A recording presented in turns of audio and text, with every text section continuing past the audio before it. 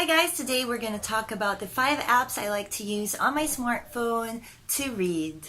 And as I'm not a fan of long, winding introduction, let's begin. You are correcting me, but I will hear the song for you forever. I don't know about you, but I love reading ebooks more than printed books, to be honest. But even if you prefer printed books over ebooks, there's something you can take from this video because there are instances where reading an ebook is just a lot more convenient and sometimes even the only possible way to read, such as when you're traveling, or in my case, I'm a mom, so when my kids are sleeping, I whip out an ebook, I don't have to turn the lights on, and a lot of other reasons why I prefer ebook, and I'll probably cover that in another video. Let's start with the apps. First app that I like to use to read is of course the Kindle. Now that's pretty obvious, but I would just like to highlight a few things that I like about the Kindle. First of all, it doesn't crash unlike a lot of ebook apps that I've used. And also it's very easy to highlight, it's not buggy. I've used apps where I try to highlight the selection and it ends up being choppy.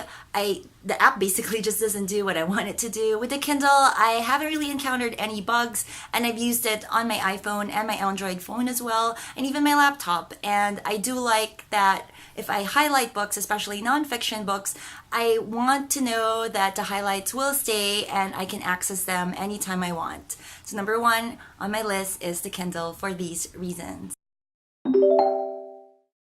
Number 2, the second app that I like to use is Scribd. To be honest, I still don't know how to say it properly, but I use it a lot and I like that it's a lot cheaper than Kindle Unlimited. And as somebody who loves reading self-improvement books, I like the selections on Scribd a lot more than Kindle Unlimited. Kindle Unlimited is something like $10 a month and Scribd is only like $8 a month. And there was a time when they would allot 9 units a month, and I think each book was like 2 or 3 units, so there were a limited number of books you could read in a month, but they changed all that. So now you can read a limited amount of books, and what I do is I cancel and renew my subscription anytime I want to, meaning I can log in and pay for a month subscription today and I can cancel it tomorrow, but if you paid for the whole month, you get to use the app for the whole month, even if you cancel it right away. And I do that because there are times when I have a lot of other books outside the app that I want to read. So instead of continuously paying for the monthly subscription, and it doesn't make sense if I don't use the app, I just cancel and then come back when I have time to read their books. So again, I really like Scribd because of their selection of self-improvement, self-help, and also other fiction books. They just don't have the newest ones, but books that are 2 years old or older, something like that, chances are you will find them on Scribd. Third app I like to use for reading is not so much for ebooks, but for document files. When I was still in law school, I would read some of my case files on the iPad, and I like to use Document app. It can read PDF files, document files, and I believe also ebooks, so it has a wide range of file formats that it can read, and you can highlight, and I've used it on the iPhone, I've used it on the iPad, and it works great, and it's also free. And another great thing that I really like about it is you can access your files from your Dropbox folder. If you have a Dropbox account and it's for free, you can sign up on Dropbox.com. You don't need to pay unless you want more storage. I personally don't, I just use the free version.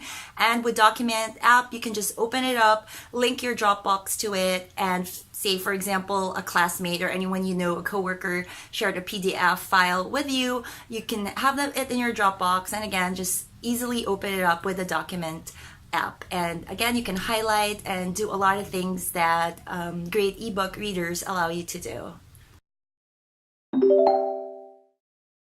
Fourth app that I like to use to read is iBooks. Now, classic books are for free and you have the option to read them from all kinds of apps, or you can even read them from the browser, but I don't really recommend that since in my experience, when I read text from browsers, they're just not designed. A lot of web pages are not designed to be adjustable, so you can't really adjust the font, or if you zoom in, it crops sections of the page. So I prefer to use apps when I read classic books. So this is why I like iBooks. Just like the Kindle app, I don't have any problems with it crashing.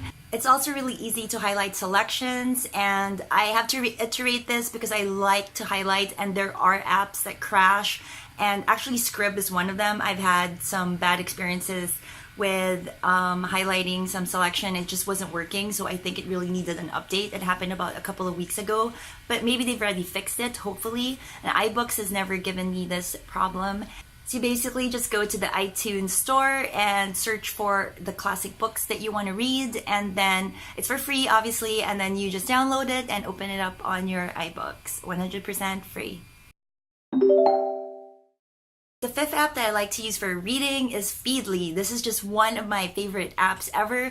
Basically, it allows you to aggregate content from different blogs, from different news sites that you love. You do it manually, and you can group them according to categories. And instead of going to different blogs to read the latest updates or news sites to read the latest news, you just open up Feedly, and the app organizes the latest posts and latest articles for you. So all you have to do is read them from one source.